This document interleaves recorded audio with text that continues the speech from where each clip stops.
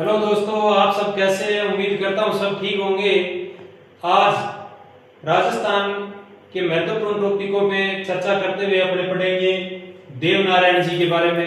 देवनारायण जी बहुत महत्वपूर्ण टॉपिक है। देवनारायण जी के बारे में आप ध्यान से देखना। तो चलते हैं। देवनारायण जी, देवनारायण जी का मूल नाम उदय सिंह था। देवनारायण जी का मूल नाम उदय सिंह था। आयुर्वेद और तंत्र विद्या के ज्ञाता थे।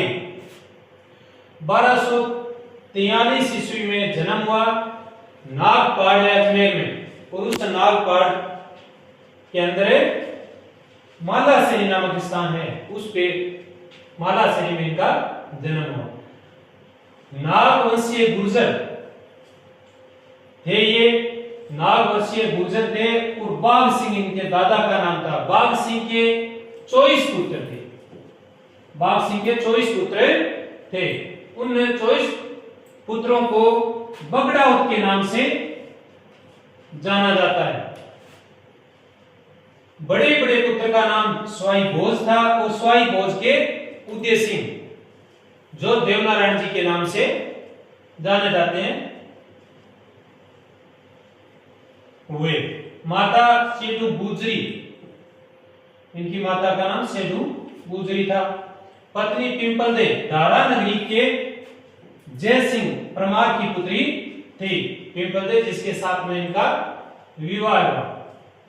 देव जी के जन्म से पहले स्वाई भोज अपने 23 भाइयों सहित, यानी स्वाई भोज और 23 जो भाई थे, सभी बगड़ाउत कहलाए 24, वो सब के सब अजमेर में एक स्थान है बिनाय, बिनाय का जो शासक था उसके साथ में युद्ध करते हुए ये 24 के 24 से मारे गए।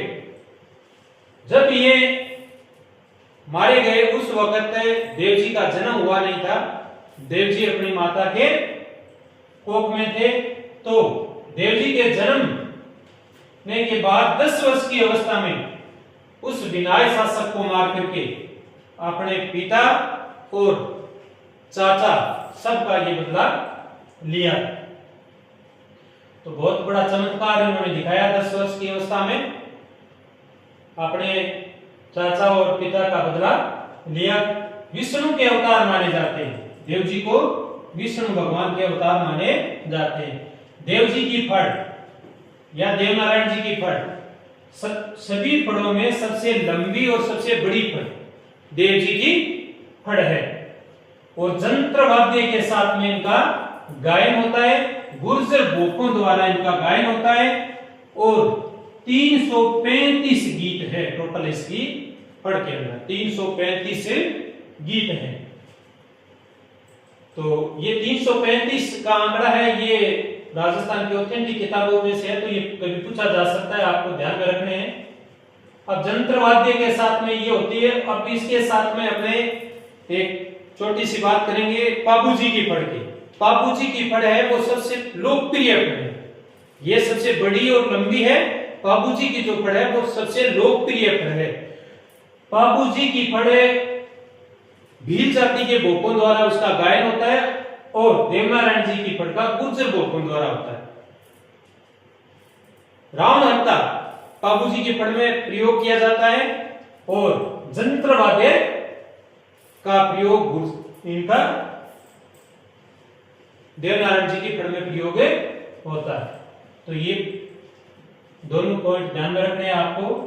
घोड़ा लीलागर, इसका घोड़े का नाम था।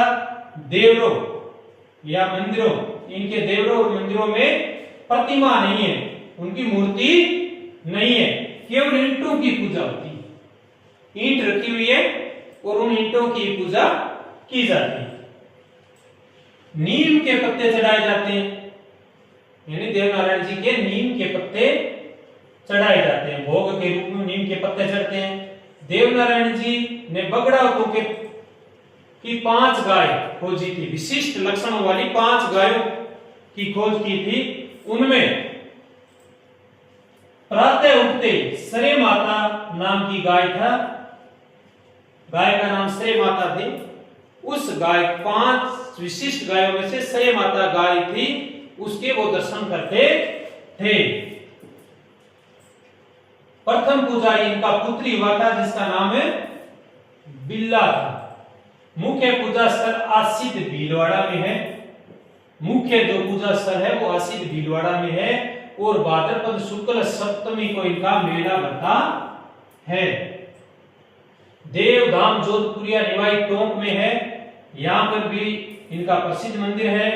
देहमाली ब्यावर अजमेर में है जहां पे इन्होंने देह त्यागी थी भाद्रपद शुक्ल सप्तमी को, और यहाँ भी इनका मंदिर बना हुआ है। देव डूंगरी पहाड़ी चित्तौड़गढ़ में है।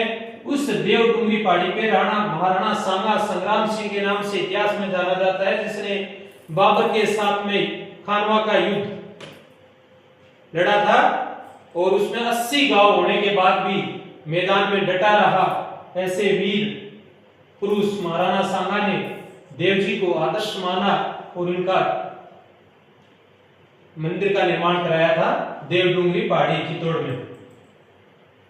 बगड़ाउत जो प्रचलित है गांव गांव जगह जगह पे इनकी कथाएं बगड़ाउतों की होती है, वो लक्ष्मी कुमारी चुड़ावत की लिखी हुई है। डाक विभाग ने एक टिकट जारी किया 5 रुपए का इनके ऊपर 2 सितंबर 1992 में।